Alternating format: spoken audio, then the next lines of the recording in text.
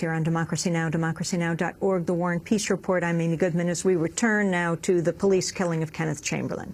He's the 68-year-old African-American Marine veteran who was shot dead inside his own home in by a White Plains, New York police officer this past November. The police were called to Chamberlain's apartment after he accidentally set off his Life Aid medical alert pendant. Chamberlain's family is headed to federal court in Manhattan today to file the $21 million civil rights lawsuit against the city of White Plains, the White Plains Housing Authority, and 8 police officers involved in the incident. The suit comes less than 2 months after a Westchester County grand jury decided not to indict Police Officer Anthony Carelli for the shooting. The tragic incident occurred early on the morning of November 19th. When police arrived at Chamberlain's apartment, he told officers he was okay, but refused to let them inside his apartment. The police responded by breaking down his door and then shooting him with a taser, then with beanbags fired from a shotgun, and finally, Officer Carelli shot him dead. Police claim Chamberlain tried to attack them with a knife. In May, the police released video showing the moment the police broke down his door and shot him with a taser. TV viewers will see a few quick glimpses of Kenneth Chamberlain. The 68-year-old man was wearing boxer shorts and no shirt. It was very early in the morning. He'd been woken up by the police. This video was recorded by a camera on the police taser. Listen closely. You can hear the sound of the taser.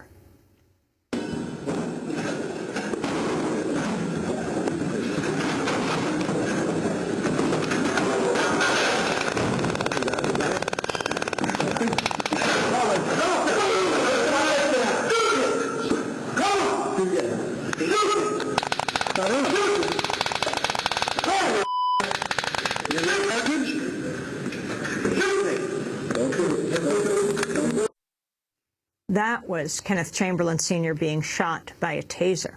The police then shot the patient dead.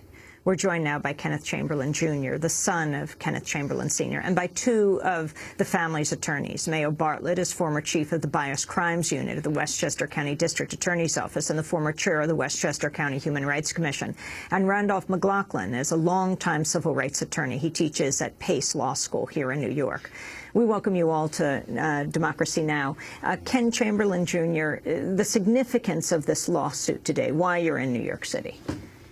Well, I tell people that from the very beginning, it's my belief and my opinion that the Westchester County DA did not present the evidence fully and fairly.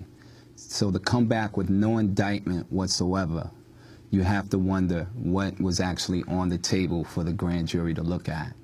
And this is just one step of many that we're doing to try to hold the city of White Plains accountable for the death of my father. Now, just to be clear on what happened in November, the Life Aid pendant that your father wore goes off. Maybe he rolled over on it. The Life Aid company speaks to him in the apartment because there's a box in your father's apartment that links to this medical alert company? Correct. And they are now recording everything that's happening in the room. They try to speak to him, but he's not answering. Yes. If you don't get a response, they automatically contact emergency services, and the police department would be one of the people that they would contact and notify them that they are responding to a medical emergency. And this is what a lot of people don't understand when they don't see the problem with this, is that you were not responding to a crime. You were responding to a possible medical emergency. And once they arrive and my father tells you he's okay, that should have been the end of it. They should have left, and my father would still be alive today. But because he refused to open his door completely, they then decide that, okay, we're going to bust your door down. And we already know what took place after that. The tasering and then the shooting of your father dead. After the White Plains police arrived at Ken Chamberlain's apartment, he told an operator from Life Aid that he was not sick and did not need assistance. Listen carefully. This is your help center for Life Aid. Mr. Chamberlain, do you need help? This is an emergency. I have the White Plains Police Department banging on my door, and I did not call Everything's all right, sir? No, it's not all right. I need help. The White Plains Police Department are banging on my... Mr. Chamberlain, go to your door and answer it. Yes. Yes. Yes. Yes. Open your door for the police, Mr. Chamberlain. Call the police. I did not call them. That's okay. Go to your door and let them know you're all right. They're right there. They hear me. They say they want to talk to me. Okay. Go and talk to them, sir. I'll stay on the line with you. I have no reason to talk to them. Mr. Chamberlain? Mr. Chamberlain? Yes. You pressed your medical button right now. You don't need anything. Let the police know you're okay. I'm okay. The police department is knocking on my door. Yes, I understand. Go to the door and tell them you're all right. I will not open my door. Sir, go to the door and tell them you're okay. I will not open my door. That was Kenneth Chamberlain speaking in his apartment to the Life Aid operator. Randolph, McLaughlin, talk about the significance of this moment. The pounding we hear is the police pounding on this patient's door. The company had told the police that they had canceled their call? Yes, the company told the police they'd canceled the call. Mr. Chamberlain said repeatedly, "I don't need your assistance." At one point, the door is ajar sufficient that they could see into the apartment and see Mr. Chamberlain was not in any distress whatsoever. Yet and still, they persisted on banging on this man's door for up to an hour and then using a device to literally take the door off the hinges and break his door down. At no time did Mr. Chamberlain present himself as a threat to anyone. He never left his apartment. They came into his apartment and shot him dead. The tapes that were released, it's unusual to see this level of a sort of a document dump. The White Plains District Attorney put out all of these tapes, both of the video of the taser itself, it was on the gun, and the audio tape from the Life Aid company. At the time, they didn't know everything they were saying was being recorded, because that's what Life Aid does, including a police officer knocking on the window outside and using the N-word. Can you talk about that? Yeah, they claim that word was used to distract Mr. Chamberlain. So let me get this right now. You're a white officer in an African-American community, and you're using the N-word to distract a black person? Well, that doesn't make any sense. It just doesn't make any sense. But that officer, none of the officers knew they were being recorded. And when this document dump happened, it happened the same day that the grand jury didn't indict. The DA refused to indict, basically. Because when the grand jury doesn't indict, it's because the DA doesn't want an indictment. That's my view of the matter. They dumped this on the media and on us at the same time, and over 205 pages of police reports. I guess they were hoping that it would demonstrate to the public and the media that there was nothing wrong here. Well, it was just the opposite, because what we saw on those tapes was a man in boxer shorts, not leaving his apartment, not really threatening anyone. But equally important, in the reports that were issued, one officer writes a report that when they shot him with beanbags, they also used beanbags before they used the gun, that Mr. Chamberlain went down. Went down. His words, not ours. So what was your plan after he went down? Why didn't you go into the apartment now and take him down to make sure he couldn't get back up and do anything to hurt anyone? They didn't do that. The beanbags were shot in close succession, and then immediately the gun was fired. I want to turn to more tape. While the police were threatening to break down Kenneth Chamberlain's door before they actually did, Chamberlain's sister called the police in an attempt to defuse the situation. Police emergency. Yes, good morning.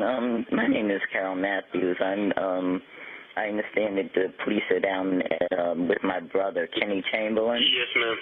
And I'm trying to get through to him. You know, he is on medication. He is on medication, right? Yeah. Yeah, he has a paper that he's supposed to carry around with him. Okay, no problem. And you know, he's like really, it seems like he's been snapped, you know what I mean? Sure. I just don't know what to do at this time. Like, the number that I had. Just, you know what, we're going to handle it on our end. Yeah, but I mean, I don't, you know, they say he has someone said he has a knife or something. Who said that? The people from the station, you know, from the alert station, life alert. Yeah, I don't know. I'm not sure. Whatever it is, though, we're going to handle it, and then he can certainly get in touch with you as soon as he can. Now, because I don't want him to shoot him, you know. No, it's not going to come to that. Well, they said that my daughter is there also. She said that they have their guns out there trying to talk to him, you know. But right.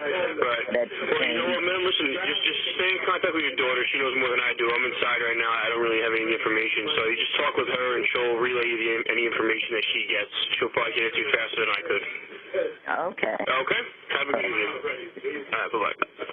So there is Ken Chamberlain Sr.'s sister, Carol Matthews. You know, she was on the Life Alert company's list of someone to call in case of an emergency. She's talking to them from another state, from North Carolina, saying, "You're not going to shoot him, are you?" Mayo Bartlett, you're one of the attorneys for the Chamberlain family. And yet that's exactly what they did. Absolutely, and they were given just ample opportunity to avoid shooting Mr. Chamberlain. Mr. Chamberlain was there. They knew Mr. Chamberlain. They knew he was a 68-year-old man. They knew he was elderly. They knew that he had a medical condition. They had gone there at 5 o'clock in the morning to give him possible medical attention. They did not respond to a 911 call because any crime was taking place. So when they got there, you could hear the manner in which they were banging on that door. That's not knocking on someone's door as if you want to gain entry. That's a way to really scare someone or to agitate that person.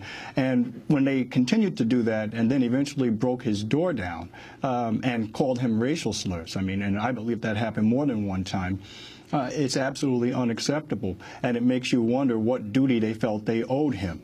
And it's my feeling that it shouldn't matter. I mean, Mr. Chamberlain happened to have had a distinguished career in the military, happened to have retired as a corrections officer, but none of that really should be important. What should matter is that no one in society should be treated that way. No one should be greeted by slurs based on their ethnicity or their race.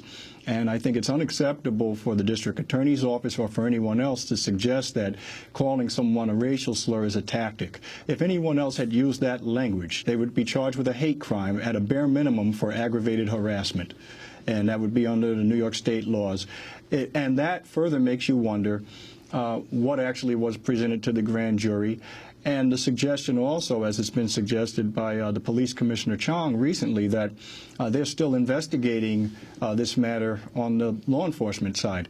Well, if they're still investigating a case 7 months after the fact, what was presented to the grand jury? Did they make a presentation before the full and final investigation was completed? These are all questions that we have. We're going to break, and then we're coming back to this discussion and also learn about some of the records of the police officers who were involved with this, who are, in fact, facing other cases of charges of police brutality themselves.